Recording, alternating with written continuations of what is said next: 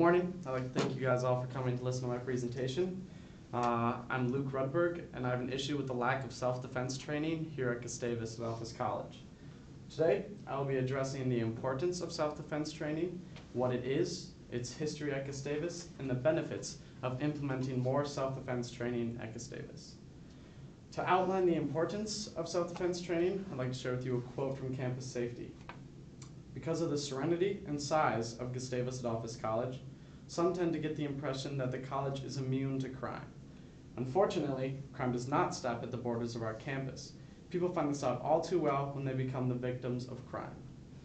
So the Gustavian Weekly reported that last school year, 2011, we had 2 attempted sexual assaults within 24 hours of each other.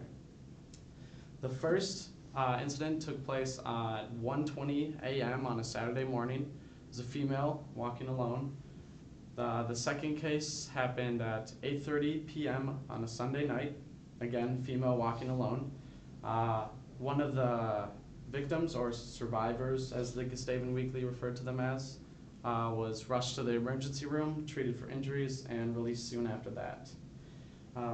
Crime statistics reported by Campus Safety have shown an increase in forcible sexual assaults from the years 2008 to 2011. From 2010 to 2011, forcible sexual assault rates have tripled. So, and our rates are decently higher than other schools in Minnesota. Compared to the U of M, last year we had 1.5 more cases reported. Compared to St. Olaf, we had 1.8 times more cases. And compared to Minnesota State University, we had 9 times more forcible sexual assault cases reported in 2011. So a difference I see between Gustavus and the schools I mentioned before is that the other schools offer a lot of clubs and seminars related to the topic of self-defense. I myself am part of the Minnesota State University Mixed Martial Arts Club.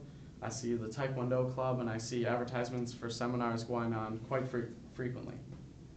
I know from my personal experience that self-defense training can be very beneficial. When I was a freshman in high school, I was robbed in the stairwells of my high school, but even after a couple months of self-defense training, I was able to control the situation, confront my assailants, alert an authority, and resolve the conflict, and even got my money back. It's pretty awesome. So this might make you think, like, what is self-defense? How can I do this? What is self-defense instruction? So learning self-defense is pretty much learning to defend yourself from an attacker or attackers. Usually a hopefully certified instructor will teach you self-defense techniques to defend yourself against empty-handed and armed assailants. So to just learn how to control situations, or even like verbal confrontations, not just physical confrontations. And choosing the type of self-defense training you're going to partake in is crucial. They range in degrees of effectiveness usually. So there's traditional martial arts like Tai Chi and Taekwondo. Those are usually credited for being the least effective in self-defense situations because they focus on slow rhythmic technique, not so much what to do in a situation where you have to defend yourself. They don't do as many high-intensity practices. There's combat sports like kickboxing, boxing, and mixed martial arts that teach you, how to fight, how to defend yourself, but it's limited by rules and regulations. So, kickboxing, martial arts, or mixed martial arts, you can't, do groin shots, you can't hit to the eyes. And when you're training that, the instructor will teach you for that type of competition.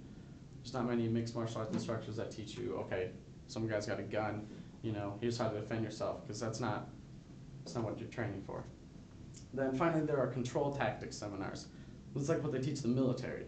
This is like somebody's got a gun to you. This is disarming them, disabling the person, moving on to the next threat. This is what they teach police officers, incapacitating assailants, getting to your handcuffs. I've done a couple of those seminars. They're really awesome.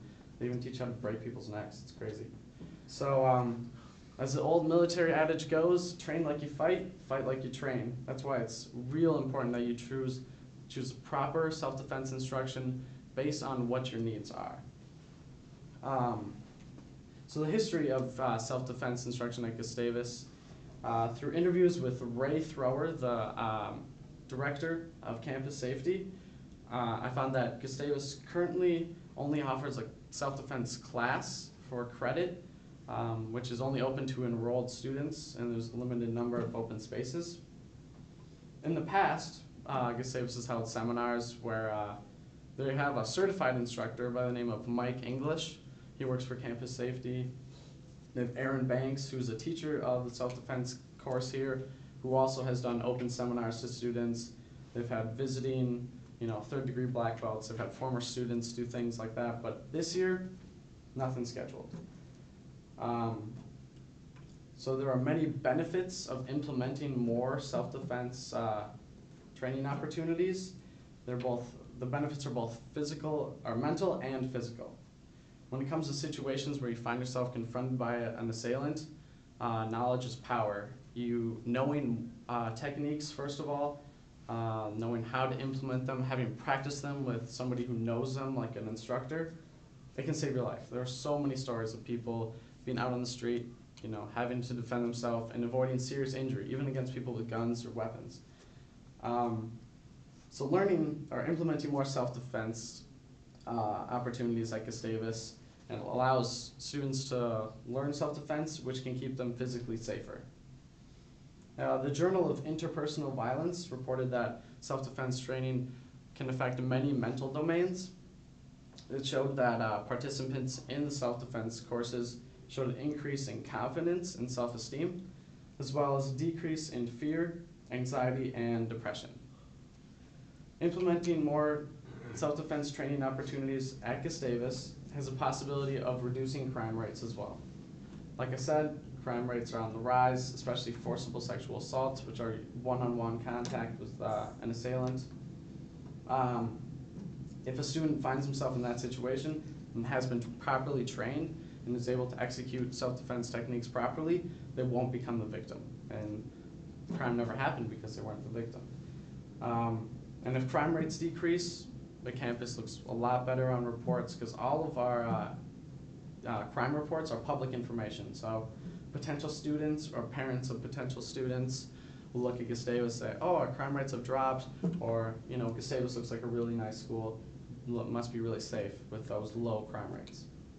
So today, I've addressed the importance of self-defense training, what self-defense training is, its history here at Gustavus, and the benefits of implementing more self-defense training opportunities for students and the college itself. Thank you.